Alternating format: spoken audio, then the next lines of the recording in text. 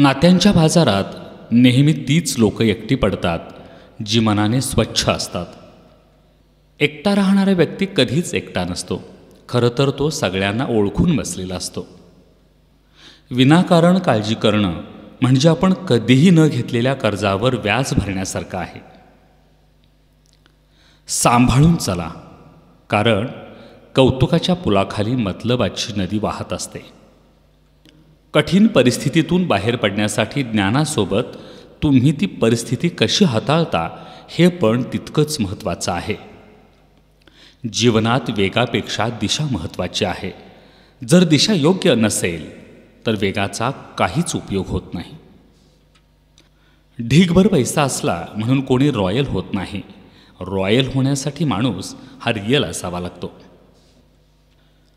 समोरच्याबद्दल ओढ असेल तर माणूस त्याच्याशी बोलायला वेळ काढतोच, कारण आपल्या मनात त्याच्याबद्दल असलेलं प्रेम आपल्याला त्याच्यापासून दूर जाऊ देत नाही. जर तुम्हाला तुमची श्रीमंती मोजायची असेल तर नोटा मोजू नका. कधी चुकून डोळ्यात 2 अश्रू आले तर ते पुसायला किती जण येतात ते मोजा. प्रेमात महागड्या भेटवस्तूंची गरज नसतेच मुळी. एका सुंदर मोगऱ्याच्या गजऱ्यानेही प्रेमाचा सुगंध दरवळत राहतो.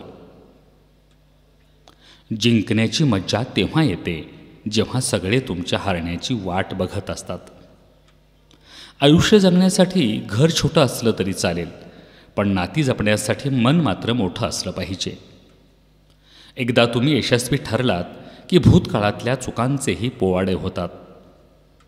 जेव्हा आपण कोणावर शंका न करता विश्वास ठेवतो तेव्हा आपल्याला 2 पैकी 1 फळ नक्की मिळतं.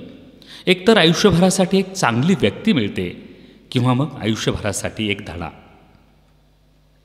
जो टाळतो त्याला कधीच कवटाळू नका आणि जो जीव लावतो त्याची साथ कधीच सोडू नका. वास्तवाचा विचार करून जगण्यातच खरा आनंद आहे.